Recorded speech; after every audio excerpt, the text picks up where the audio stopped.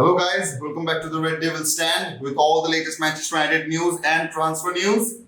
Well, here we are with the ONANA update and the Haaland update, as well as there are some news coming out regarding the Harry Kane deal as well, and there are some news that's been linking our player for some loan moves out. So yeah, we have a lot to talk about today. So without any further ado, let's get started. So the first thing I'll talk about, it's not per se about Manchester United, but it is related to Manchester United's decision making. So yeah, let's see. This is coming from Fabrizio Romano himself, and he's saying that Jan Sommer has said yes to Inter move as expected. Agreement ready on personal terms as contract and salary have been discussed. Inter will now negotiate with Bayern over final fee for the Swiss goalkeeper. Inter want both Trubin and Sommer to replace ONANA and Handanovic. So yeah, I know that this is not Manchester United news, but it does connect us, right guys? Because if Inter Milan is looking for substitutes for ONANA and Handanovic, so yeah, they are, going to let go of Andre Onana to us, which we all know, as I've already updated late last night, in my community section, you guys can check it out, that the only add-ons sections are, up for discussion. The Manchester United team and the Inter Milan team is discussing regarding their add-ons. So I guess it will be around, 50 plus, 5 million, as Fabrizio Romano is saying that it could be 50 plus 5. So yeah, we have just wasted, you can say that we have wasted some precious days. Our negotiators have wasted some precious days just to save, a 1 or 2 million maybe. Even if they're, if they're agreeing a deal on 49 to 50, and Inter Milan was, as we all know, was asking for 51 million for Andre Onana, and we were on 47. So yeah, I guess now it's 49 to 50 plus 5 million in add-ons. So yeah, for wasting 2 to 3 weeks, we are, saving 1 million. As I've said guys, when it comes to the Mason Mount deal as well, that some fans out there, not fans actually, there are some media outlets out there who are saying that, yeah, John Murdoch has pulled a magnificent deal. Since when Manchester United fan cares about saving 1 or 2 or 3 million? I mean, seriously, are you getting that money? Am I getting that money? No. So we do not bother about that. The only thing we care about is the well-being of our club, is the well-being of our squad. Do we have a winning team right now? Yes, we may have. I know it. Believe me, I am not saying it very fluently. I know that yeah, we may have a winning team, but do we have a winning squad? Absolutely not, guys. Absolutely not, guys. Because there is a difference between a winning team and a winning squad. What happens if in the very first match Bruno gets injured, Casemiro gets injured, or maybe Rashford gets injured? Who will play our role? Who will play those roles? We haven't signed anybody. We haven't had a striker yet. We haven't had the backup for Casemiro yet. We haven't had a centre back yet, and we are still dealing with our goalkeeping situation. In a coming couple days, 2, 3, 4 days, 5 days left maybe, we will have our second preseason match. We still haven't have a goalkeeper to play that match. We all know the players, Tom Heaton. I don't know if he will stay or not. Whether he will stay or not, it doesn't matter, because he will not be our first team goalkeeper. But I will give you a bit of a good news, but we are kind of in a verge of, making that deal happen regarding Onana and as well as Dion Suzuki. Because the news are coming from Fabrizio Romano himself as well this time also, that no serious issue on Andre Onana deal. Just matter of time to get final details sorted, then paperwork time. Manchester United and Inter spoke on Friday and almost agreed. Also add-on structure of 50 million plus 5 million bonus deal. It's just about payment terms to be approved. Man United have confirmed to Urawa Red Diamond keeper Dion Suzuki's representatives their interest in the player. He is a serious candidate to be the second choice keeper signing.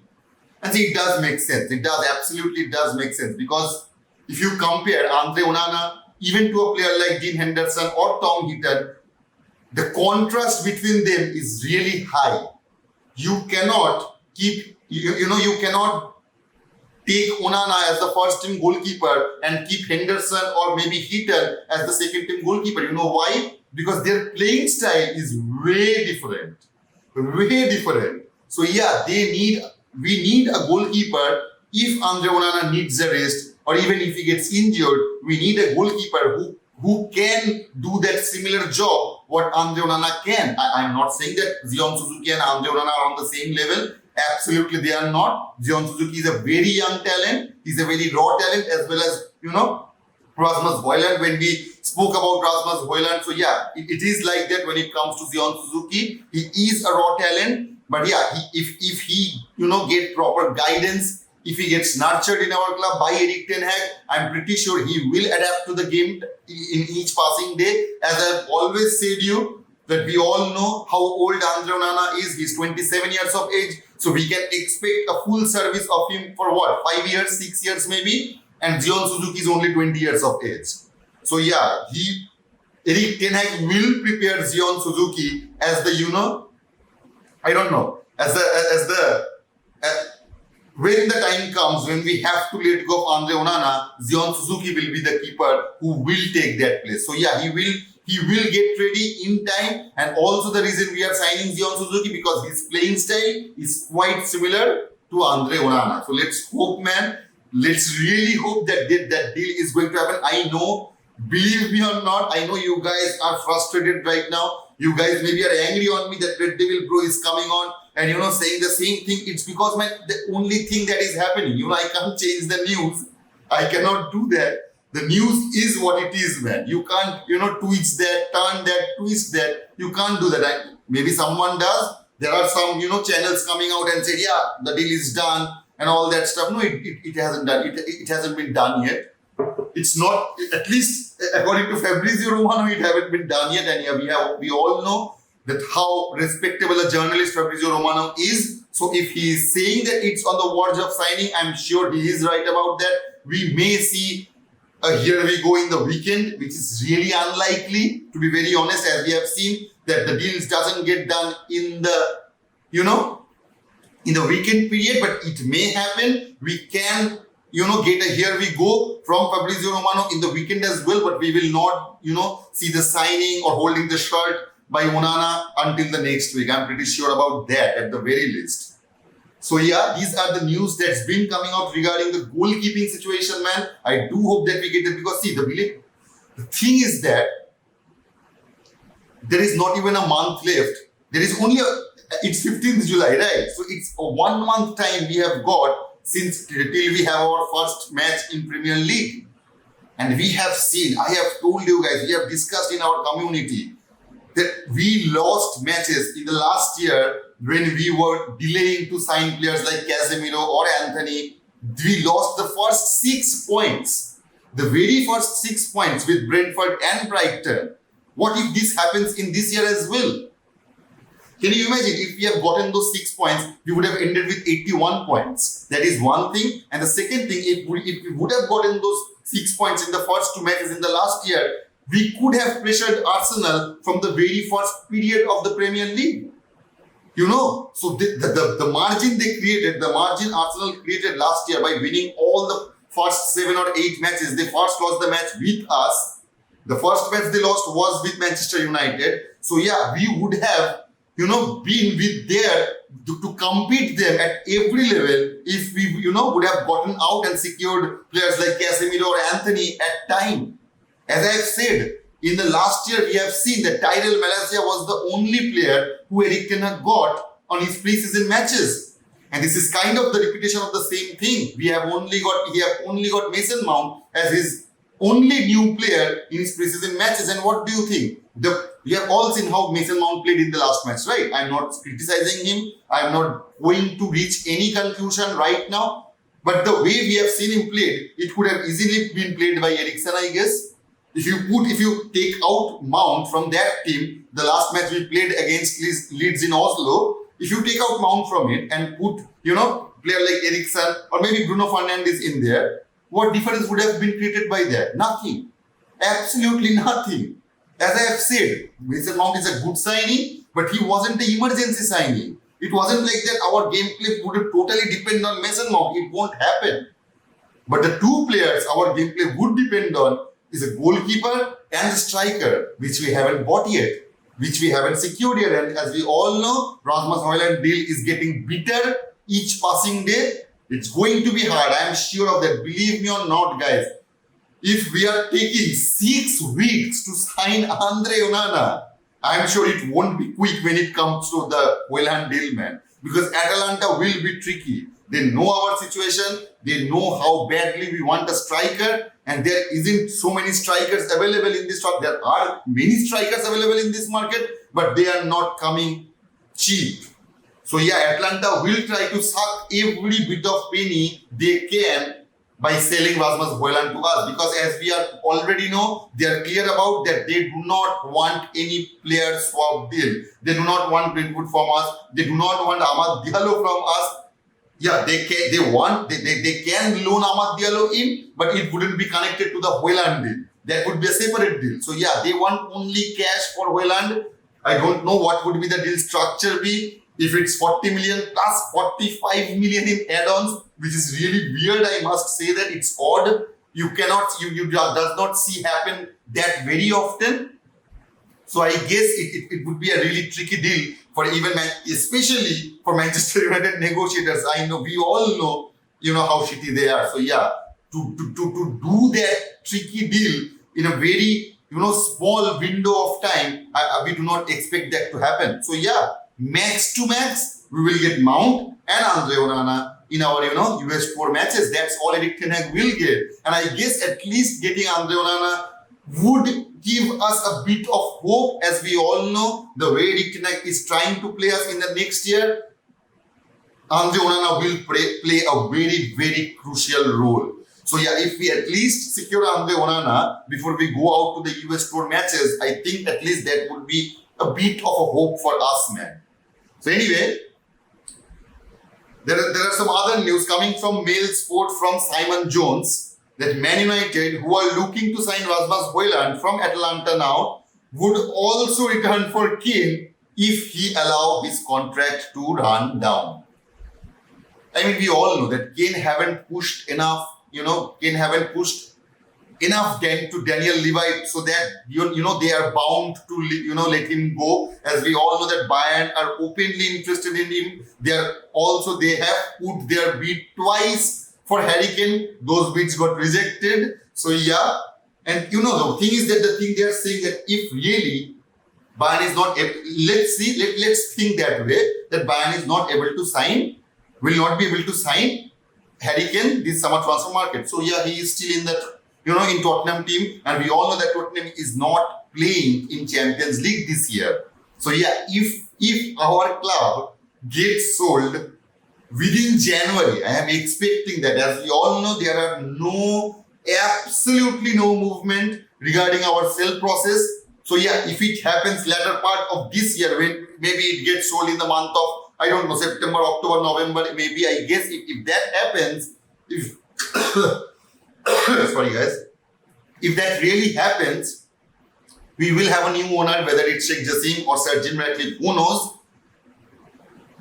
The one thing we know for sure, whoever that is, they would at least want to, invest something in the winter transfer window, as we have seen the last winter transfer market in this January, that when John Murdoch came out and said, we are not interested in doing business in the winter transfer market, which is actually a really bullshit decision, to be very honest. I hope our new owners will not comply to that. It wasn't John Murdoch saying that, it was Glazer saying that. The words were coming out of Murdoch, but the words who put in him was the Glazer. So I guess changing the ownership could change the model.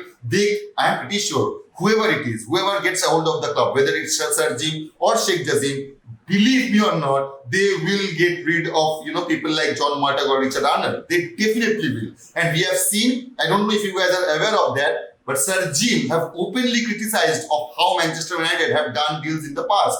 So even if Sir Jim get a hold of the club, I am pretty sure that John Murdoch and Richard Arnold will lose their job.